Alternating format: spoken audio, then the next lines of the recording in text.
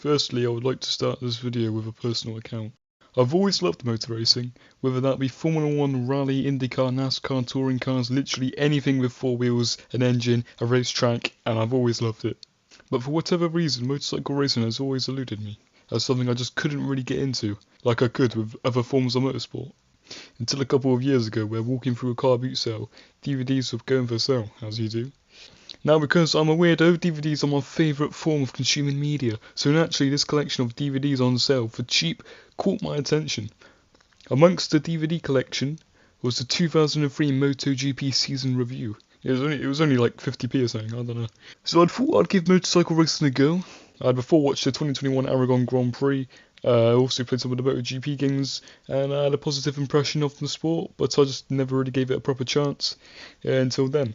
So I gave MotoGP another chance and bought the 2003 season review on DVD, got home, turned on my PS5, inserted the DVD, and just sat there and watched in amazement.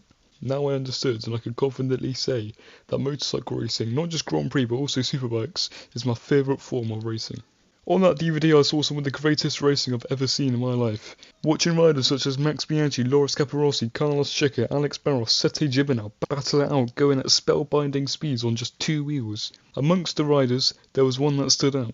Of course, I'm not going to keep beating around the bush, because you know who I'm talking about. I'm talking about Valentino Rossi. I don't care who you are, you know who Valentino Rossi is.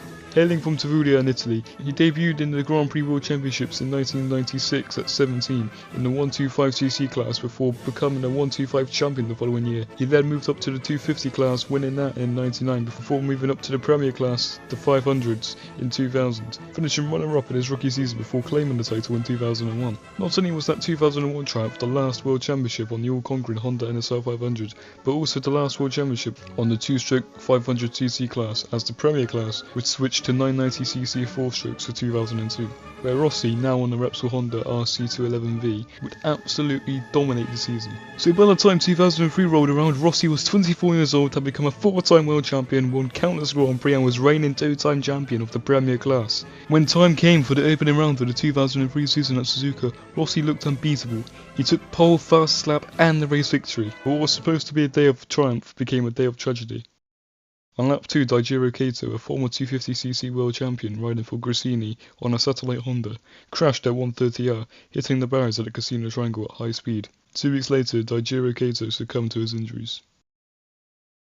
At the following race meeting in South Africa, riders paid respect to Kato in the form of a minute's silence and having the number 74 on their bikes, Kato's number which he used for racing. It was a somber mood in the paddock, but in particular for Gresini, at the time known as Telefonica Movistar Honda, the team Kato raced with. The team raced with only Sete Gibernau out of respect. The fairy tale way to honour Kato would be for his teammate Gibernau to win the Grand Prix. Gibernau, who was also on an RC211V, like Rossi but did not have factory support as he was with a satellite team, took pole, beating Rossi not only in qualifying but also in the Grand Prix, as the best Rossi could do was the second place, and it was a beautiful way to honour the great rider that was Daijiro Kato.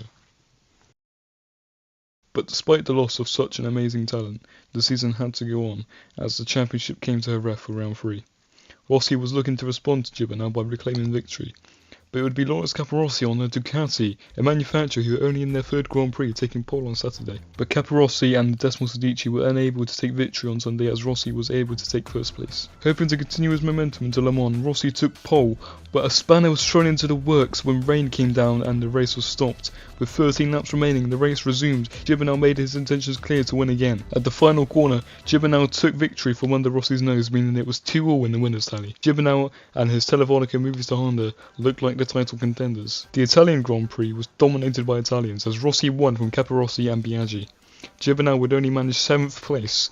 Rossi led the World Championship by 32 points over Biaggi, as Gibernau was 3rd, due to Biaggi having more consistent form. He was on pole again in Catalonia, but a rare mistake going into turn 4 whilst battling Capirossi for the lead left him out of contention for victory, but he was able to take 2nd place to Capirossi, who took Ducati's 1st Grand Prix win. In a wet Assen, Rossi only managed 3rd behind Biaggi in 2nd and Gibernau, who took the victory, his 3rd on a year. For the first time in a long while, Rossi looked beatable. Looking to get back on form, Rossi would win the British Grand Prix at Donington from 4th on the grids, but it emerged that he had passed under yellow flags, so was given a 10-second time penalty, meaning he fell to 3rd once again, behind race winner Max Biaggi and 2nd place to Gibernau. It was all going wrong for Rossi, who now looked to the Saxon ring to get back on winning form.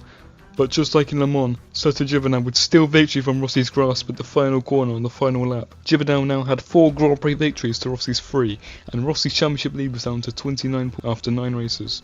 With 7 to go, the MotoGP fraternity went on a 3-week summer break before returning in Brno.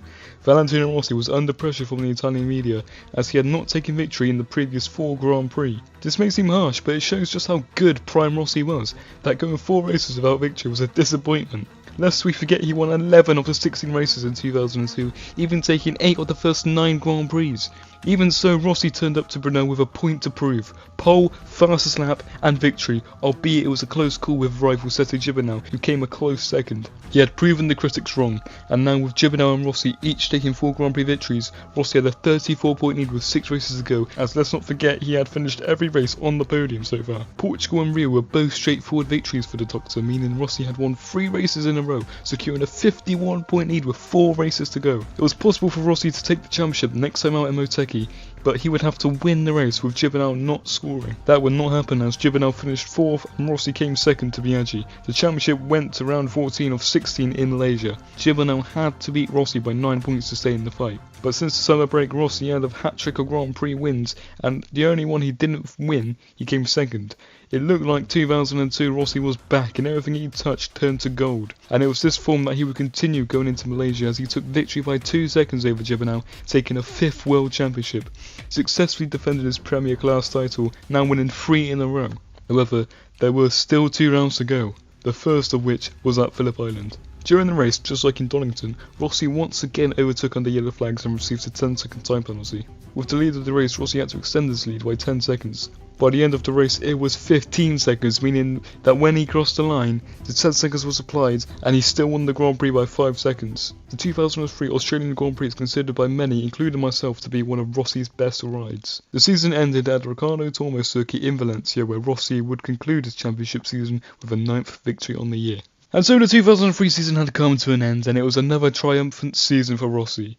In the 16 races he took 9 victories and beat nearest rival Gibernau by 80 points. Despite having to fight in the first half of the season, in the last 7 races Rossi looked like his old 2002 self, winning 6 of the last 7 races. It was this run of races that no doubt secured him the title, as all Gibernau's victories came in the first 9 races. Whilst it wasn't as dominant as the season of 2002, Rossi still finished on the podium in every single Grand Prix. The first time this was achieved since Mick Doohan in 1994, and to date, in 2024, is the last time a rider finished every single race on the rostrum. Consistency that his rivals could not match. It would prove to be Rossi's last World Championship ride in a Honda, as for 2004, he would make a surprise move to Yamaha. But that's a story for another day.